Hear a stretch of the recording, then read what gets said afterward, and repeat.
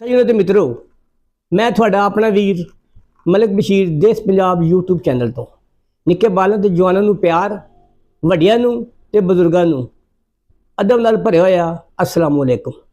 ते दुनिया भर दे विच वसण वाले पंजाबियों नूं भी मेरा खसूसी सलाम। ते अज असीं गल करांगे बिल्कुल गैर जानिबदाराना सियासी पार्टियां तो हट के हकीकत ते मबनी गल करांगे। असीं सुणदे आए हैं कि सरमायादार ते जागीरदार जदों इन्हां दे मफाद एक होण ते फिर ये एक मुठ हो जांदे ने।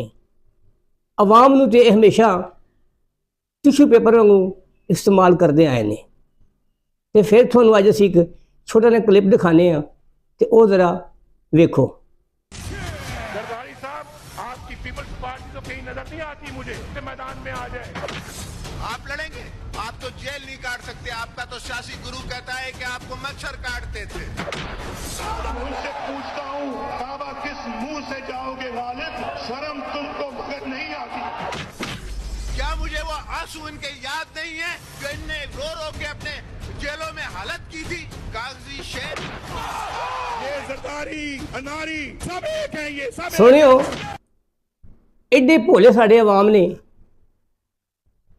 इलैक्शन के दौरान बिरयानी की प्लेट, किथे रोगनी नान, पैप्सी की बोतल पी के ते नारे मारने शुरू कर देने हैं कि जी सानू पिंड दे चौधरी ने कहा वा, सानू शहरां दे नाजिम ने कहा वा, सानू चेयरमैन ने कहा वा।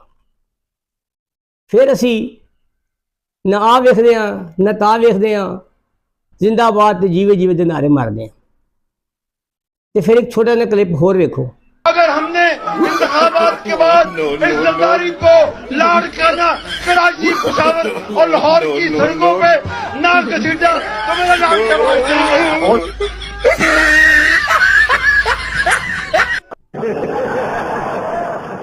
मेरे भोले बादशाहो, फिर असी आने वाले सियासी मेहमान दीयां गड्डियां ते उन्हां दीयां जीपां ते फुल्लां की बारिश कर देने हैं।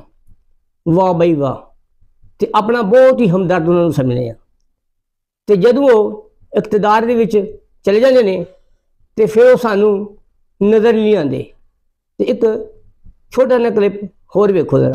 नवाज शरीफ से मेरी कोई जाती दुश्मनी नहीं थी। मुझे इनका प्रॉब्लम यह है कि मुल्क का पैसा लूट के ये इनके बच्चे अरबोपति बन गए।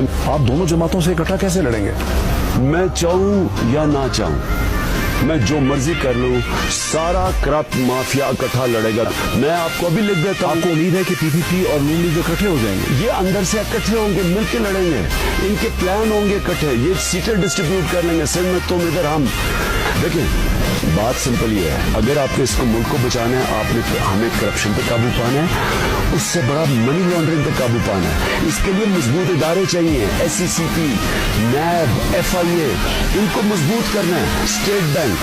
उसके बाद इस मुल्क के अंदर गवर्नेंस सिस्टम ठीक। पाकिस्तान दे विच जदों तक मरूसी सियासत, जागीरदाराना निज़ाम, सरदाराना निज़ाम दा खात्मा नहीं हुंदा, उह तकर साडे तुहाडे मिहनत कशां दे हालात इदां ही रहणगे। असीं रोटी लई तरसदे रहांगे ते ये लोग अमीर तो अमीरतर हुंदे रहणगे। कि साडी किस्मत च इहो हो? क्योंकि मियां मोहम्मद नवाज शरीफ साहब, मियां मोहम्मद शहबाज शरीफ साहब,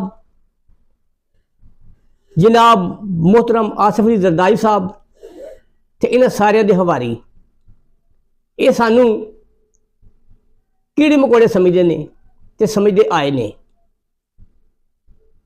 इहो गल है कि अज पाकिस्तान दे विच गुरबत वध गई है ते आम गरीब आदमी खत्ते गुरबत में भी बहुत थल्ले जिंदगी बसर कर रहा है। 2 वक्त की रोटी नूं तरस रहा है। बिजली के बिल ते महंगाई ने आम आदमी की कमर तोड़ती है ते जीना मुहाल है। थोड़े अगे गुजारिश है कि इस वीडियो तुसीं वेखना वा ते फैसला तुसीं आप करना वा। ਤੇ ਅਸੀਂ ਵੇਖਾਂਗੇ ਕਿ ਤੁਸੀਂ ਇਸ ਵੀਡੀਓ ਦੇ ਨਾਲ ਕਿੰਨਾ ਇਨਸਾਫ ਕਰਦੇ ਹੋ। ਜਿਵੇਂ ਜਿਵੇਂ ਪਾਕਿਸਤਾਨ, ਪਾਕ ਫੌਜ ਜ਼ਿੰਦਾਬਾਦ, ਤੇ ਜਿਵੇਂ ਸੋਹਣਾ ਦੇਸ਼ ਪੰਜਾਬ, ਫੌਜ ਵੀ ਸਾਡੀ ਹੈ ਤੇ ਮੁਲਕ ਵੀ ਸਾਡਾ ਵੇ, ਤੇ ਅਸੀਂ ਇਹਨਾਂ ਦੇ ਹਮੇਸ਼ਾ ਔਖੇ ਵੇਲੇ ਵੀ ਤੇ ਸੌਖੇ ਵੇਲੇ ਵੀ ਸ਼ਾਨਾ ਬਸ਼ਾਨਾ ਖਲੋਤੇ ਹਾਂ। ਇਹ ਮੈਂ ਵੇਖਣਾ ਵਾਂ ਕਿ ਤੁਸੀਂ ਸਾਡੇ ਨਾਲ ਕਿੰਨਾ ਇਨਸਾਫ ਕਰਦੇ ਹੋ। ਜਿਵੇਂ ਜਿਵੇਂ ਪਾਕਿਸਤਾਨ,